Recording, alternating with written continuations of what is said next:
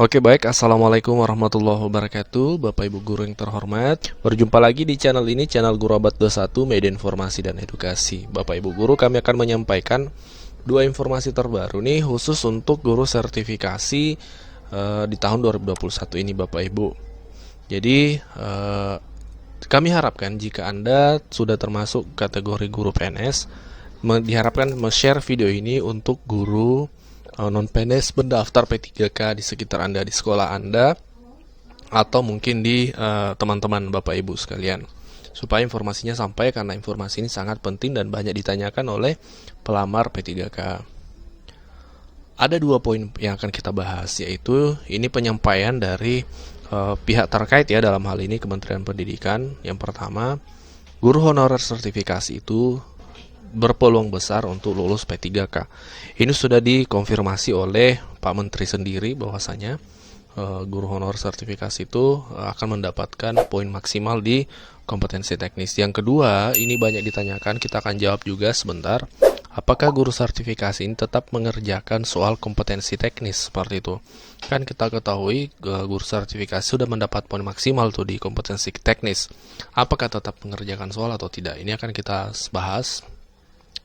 Jadi kita mulai dari poin pertama tadi, guru sertifikasi itu berpeluang besar lulus karena otomatis dapat nilai maksimal di kompetensi teknis. Jadi ini adalah soal-soal atau kompetensi-kompetensi yang wajib dituntaskan oleh semua peserta P3K, baik itu sertifikasi maupun non-sertifikasi. Yang pertama, kompetensi teknis, itu ada 90 butir soal. Kompetensi manajerial itu ada 25 soal. Kompetensi sosiokultural itu ada 20 soal. Nah, khusus untuk guru yang sudah memiliki sertifikat pendidik, itu otomatis di kompetensi teknis ini, Bapak Ibu yang kami lingkari, itu dianggap sudah memenuhi, dianggap istilahnya sederhananya seperti ini, dianggap sudah menjawab 90 butir soal ini dengan benar, sehingga dapat nanti nilai maksimal. Nilai maksimal di sini kan 450 seperti itu. Nah, jadi dianggap sudah memenuhi nilai 450 ini secara otomatis seperti itu. Dibuktikan dengan sertifikat pendidik yang diupload saat pendaftaran P3K seperti itu. Nah, inilah salah satu penyebab sehingga kenapa sertifikasi itu besar peluangnya untuk lulus, karena kompetensi teknis ini adalah bisa dikatakan ke soal yang paling banyak soalnya, kemudian bobotnya paling tinggi. Tapi perlu digarisbawahi bahwa baik guru sertifikasi maupun non-sertifikasi itu harus tetap memenuhi passing grade juga di kompetensi manajerial, sosiokultural, dan wawancara. Ini 240 ini bukan 200 dan 40 ini bukan passing grade ya, atau standar nilai. Ini adalah nilai maksimal 200 untuk gabungan nanti manajerial dan sosiokultural, itu kalau benar semua 200, kalau wawancara 40. Nah, passing grade-nya atau standar nilainya untuk kedua ini adalah, nah, Bapak Ibu, jadi kompetensi manajer dan sosiokultural itu passing grade-nya atau standar kelulusannya adalah 130. Tadi kan nilai maksimalnya 200. Nah, jadi harus mencapai minimal 130. Begitupun wawancara, nilai totalnya itu 40, tapi harus nilai standarnya 24 harus dicapai. Meskipun nanti nilai kompetensi teknis sudah benar, dianggap benar semua maksimal ya. Tapi kalau tidak mencapai 130 di manajerial dan sosiokultural, atau misalnya di wawancara tidak sampai 24, maka itu tetap dianggap tidak memenuhi syarat untuk lulus. Sehingga dipahami bahwa masing-masing ini dari tiga ini, ya, tiga kompetensi ini, tiga seleksi ini, masing-masing harus dituntaskan secara sendiri-sendiri seperti itu. Tidak secara total, tapi secara sendiri-sendiri ada standarnya. Tapi memang diakui bahwasanya yang paling berat memang dari tiga kompetensi ini adalah seleksi kompetensi teknis. Pertama karena soalnya jauh lebih banyak, dan juga tentu standarnya tinggi seperti itu untuk mencapai kelulusannya. Standarnya untuk kompetensi teknis itu berbeda-beda setiap mapel ya. Bapak Ibu bisa saksikan di video sebelumnya, video sebelum ini Bapak Ibu, kami sudah jelaskan lengkap dengan tentang passing grade itu. Nah, ini adalah kabar pertama tadi, bahwasanya guru sertifikasi itu peluang lolosnya besar karena maksimal di kompetensi teknis. Nah, pertanyaan kedua dari teman-teman guru ini, terutama yang guru sertifikasi, apakah guru sertifikasi ini tetap mengerjakan soal kompetensi teknis? Kan tadi sudah disampaikan bahwa maksimal nanti tetap dapat nilai maksimal di kompetensi teknis. Nah, pertanyaannya apakah guru sertifikasi harus mengerjakan soal atau tidak perlu lagi? Karena kan sudah ada jaminan sebelumnya bahwasanya sudah dapat nilai maksimal. Nah, sesuai penyampaian dari Profesor Nunuk, beliau adalah Sekretaris Dirjen GTK, itu menyampaikan bahwa guru sertifikasi tetap mengerjakan soal kompetensi teknisnya.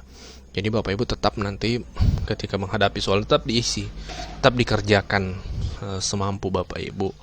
Tapi jangan juga karena dianggap sudah pasti dapat 100 sehingga mengerjakannya asal-asalan. Seperti itu. Tidak apa-apa Bapak Ibu serius sembari untuk menguji pemahaman Bapak Ibu juga. Tapi perlu dipahami bahwasanya nilai maksimal itu Bapak Ibu sudah kantongi bagi guru yang sertifikasi. Ini info untuk sementara dan sudah disampaikan langsung oleh Profesor Nunuk, Sekretaris Dirjen GTK saat sosialisasi bersama dengan Menpan RB. Nah, seperti itu. Nah, begitu Bapak Ibu informasi ini, semoga bermanfaat. Kami akhiri dengan ucapan wabillahi taufiq wal hidayah. Wassalamualaikum warahmatullahi wabarakatuh. Nah, kabar gembira bagi peserta yang sudah memiliki sertifikasi guru. Ya. Jadi, tes kompetensi ini, tes seleksi guru P3K ini ada beberapa komponennya Bapak Ibu. Ada komponen teknis, ada komponen manajerial, sosiokultural, dan ada komponen wawancara atau esai tertulis yang dikirim. Nah, bagi peserta yang sudah mendapatkan sertifikasi guru, dia mendapatkan nilai penuh yang komponen tes kompetensi teknisnya. Ya, jadinya itu saja yang dia secara otomatis dapat 100% untuk komponen.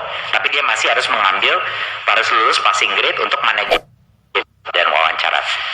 Jadi Bapak Ibu, ini adalah upaya Kemendikbud untuk menjawab baik permintaan dari Komisi 10, baik juga dari aspek pedagogi dan aspek mutu pendidikan secara filosofis masih matching untuk melindungi kualitas pendidikan guru kita, Bapak Ibu. Jadi ini adalah yang bisa kita tawarkan, dan terima kasih teman-teman di Kemendikbud yang sudah dengan susah payah bernegosiasi dengan berbagai kementerian lainnya, terutama Pan RB untuk bisa mendukung kita untuk melakukan kebijakan afirmasi. Bapak Ibu, kita memikirkan bagaimana caranya kita mendukung dan memberi nilai tambah kepada pengalaman di dalam dunia pendidikan tanpa mengurangi minimum kompetensi yang bisa terdemonstrasikan melalui tes seleksi ini.